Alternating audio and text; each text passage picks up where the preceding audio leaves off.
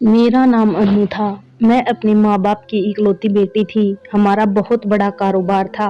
हमारी शुगर और कपड़ों की फैक्ट्रियाँ थी। मेरा कोई भाई नहीं था, तो पापा के साथ मैं ही सारा काम सँभालती थी।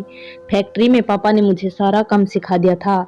अब मैं पापा का हाथ भी बटाने लगी थी। अचानक एक दिन मेरे पापा बोले कि बेटा मैं बूढ़ा हो गया हूँ और यह सारी संपत्ति मैं आपके नाम करना चाहता हूँ। मैंने बहुत मना किया, लेकिन पापा ने सब कुछ मेरे नाम कर दिया और कुछ दिनों के बाद ही उनकी हार्ट अटैक से मृत्यु हो गई। पापा की मृत्यु के बाद मम्मा भी बहुत बीमार रहने लगी और मेरी शादी जल्द से जल्द करवा देना चाहती थी, ताकि उनको कुछ हो जाए तो मैं अकेले ना रह जाऊं। पापा के जाने के बाद अब सारा काम मुझे ही देखना था। अब सारा दिन मैं उसी काम में बिजी रहती। सारी फैक्ट्रियों का लेखा-जोखा मेरे हाथ में था। मेरी फैक्ट्री में ही एक इंचार्ज के पद पर एक लड़का था, जो कि देखने में काफ़ी हैंडसम लगता था।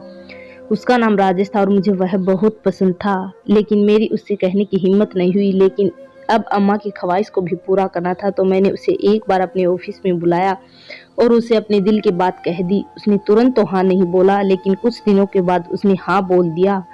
तब ये बात मैंने अपनी मम्मा को बताई तो वह बहुत खुश हुई, लेकिन राजेश से मैंने एक शर्त रखी कि शादी नॉर्मल तरीके से होगी। कोई भी आपका परिवार वाला हमारी शादी में नहीं आएगा और आप मेरे होने वाले पति होंगे, तो ये सारी संपत्ति के मालिक भी आप होंगे।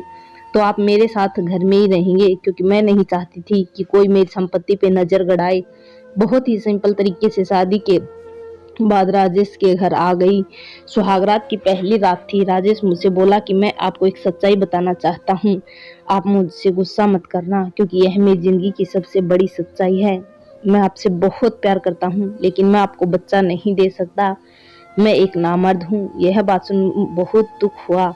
फिर भी मैंने वो स्वीकार कर लिया और अपनी ज़िंदगी राजेश के साथ गुजारने लगी। लेकिन मुझे कभी-कभी एक बच्चे की कमी बहुत महसूस होती थी कि हमारा कोई बच्चा नहीं।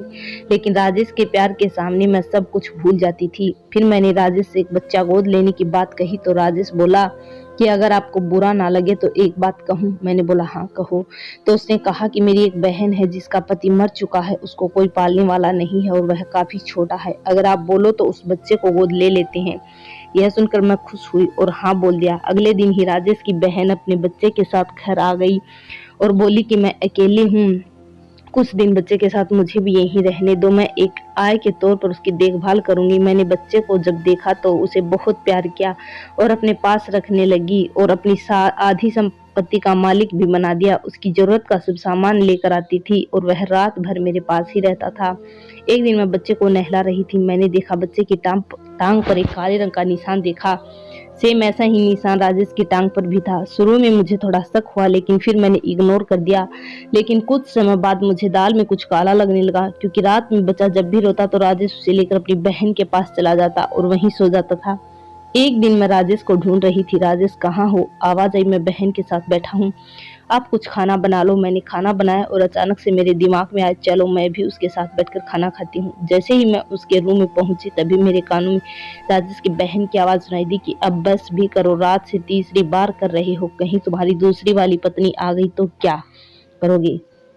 तभी मुझे राजेश की जोर-जोर से हँसने की आवाज़ आने लगी। अरे वो तो पागल है, उसे तो सिर्फ बच्चे से ही फुर्सत नहीं। देखो ना कैसे हमारे बच्चे को इतनी बड़ी इंडस्ट्री का मालिक बना दिया और हमारी भी लाइफ सेट हो चुकी है। पहले जहाँ हम छोटी-छोटी चीज़ों के लिए तरसते थे, अब देखो हमारी कितनी ऐश है। अब मेरा रुतबा देख, सारी फैक्ट्री के वर्कर मुझे बॉस बोलते हैं, सब मुझे सैल्यूट करते हैं और इतनी संपत्ति भी मेरे नाम है। इस पागल को तो मैंने आज तक टच भी नहीं किया। प्यार तो मैं तेरे से करता हूँ। एक दिन सारी फैक्ट्रियों को अपने नाम करा लूंगा, बस तू मजे ले और आराम कर। यह सारी बातें सुनकर मेरे रोंगटे खड़े हो गए और मैं सोचने लगी कि हे भगवान, मेरे साथ इतना बड़ा धोखा। फिर मैंने इनको सबक सिखाने के लिए एक प्लान बनाया। सबसे पहले मैंने अपने वकील को फोन किया। वकील से बात की कि बच्चे को कानूनी तौर पर मुझे अपनाना बनाना है और जितनी भी प्रॉपर्टी मैंने राजेश को दी है वो मेरे नाम करनी है। आप सारे डॉक्यूमेंट तैयार रखो, जो भी पैसा लगेगा वह आपको मिल जाएगा। वकील ने सारा डॉक्यूमेंट एक हफ्ते में बना दिया और बोला कि इन डॉक्यूमेंट में राजेश की कुछ जगहों पर सिग्नेचर लगेंगी। मैंने कहा कि ठीक है, मैं कल तक राजेश की सिग्नेचर लेकर आपके सारे डॉक्यूमेंट देती हूँ। इसके बाद मैं 3 थालियों में खाना लेकर घर जाती हूँ और प्यार से बोलती हूँ कि लो खाना खा लो, और दोनों को बोला कि एक सरप्राइज है आप लोगों के लिए। तभी राजेश बोला, जल्दी बताओ क्या बात है। मैंने बोला कि मैं सारी प्रॉपर्टी आपके नाम कर रही हूँ। मैं एक और फैक्ट्री खोल रही हूँ, उसको खड़ा करने की जिम्मेदारी मैं लेती हूँ, आप इन फैक्ट्रियों को संभालना। मेरी बात सुनने के बाद दोनों मन ही मन बड़े मुस्कुरा रहे थे। उन थालियों में मिठाई का डब्बा और खाना था। खाना खाने के बाद मैंने उनको एक मिठाई का टुकड़ा दिया और डॉक्यूमेंट पर उनके सिग्नेचर लेने के लिए डॉक्यूमेंट उनके सामने रखा और मैंने बड़ी ही चालाकी से बोला, जानो जल्दी साइन कर दो, अभी बस 20-25 मिनट में इसे जमा कराना है, अभी वकील साहब भी आने वाले हैं। अब राजेश एक हाथ में रसगुल्ला खा रहा था और एक हाथ में सारे कागजों पर साइन कर रहा था। वो प्रॉपर्टी के लालच में इतना अंधा हो गया था, उसने पढ़ाई नहीं इस पे लिखा क्या है। साइन करवाने के बाद मैंने सारे डॉक्यूमेंट तुरंत ही वकील के हवाले कर दिए, जो कि घर पर आ चुका था। उसके सारे डॉक्यूमेंट ठीक से चेक किया और बोला कि हाँ सब कुछ सही है। इसके बाद मैंने राजेश के गालों पर थप्पड़ बरसाने शुरू कर दिए। वो एकदम से चौंक गया, उसे कुछ भी समझ नहीं आया और मैंने उसे बुरा भला कहते हुए बहुत कुछ सुनाया और उसकी सच्चाई उसके सामने खोलकर रख दी। ये सब सुनने के बाद राजेश और उसकी छोटी बहन का पर्दाफाश हो चुका था और मैंने उन दोनों को तुरंत इस घर से जाने को बोला कि अपना बोरिया बिस्तर बांधो और इस घर से दफा हो जाओ। और जब तुम रसगुल्ला खाते हुए साइन मार रहे थे, वो सारी प्रॉपर्टी जो मैंने तुझे दी थी वो मैंने वापस ले ली है और तूने साइन भी कर दिए। अब उन दोनों के चेहरे पर हवाइयां उड़ने लगी और मेरे पैर पकड़कर माफी मांगने लगे, लेकिन मैंने उन्हें लात मारकर अपने से दूर कर दिया। मैंने उसे बोला कि तुम लोगों को 5 मिनट का समय देती हूँ, यहाँ से निकलो वरना अभी पुलिस को बुलवाती हूँ। वह दोनों जाते जाते बच्चे को उठाने लगे। मैंने बोला बच्चा यहीं पे छोड़ दो, क्योंकि अब ये कानूनी तौर पर मेरा बच्चा है, जिसके डॉक्यूमेंट भी मैंने साथ में ही बनवा लिए थे। अब दोनों महलनुमा घर छोड़कर चले गए और अपनी उसी झुग्गी में रहने को मजबूर हो गई।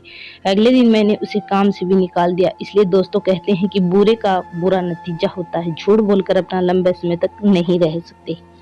धन्यवाद दोस्तों, वीडियो पसंद आई हो तो लाइक करें, चैनल को सब्सक्राइब।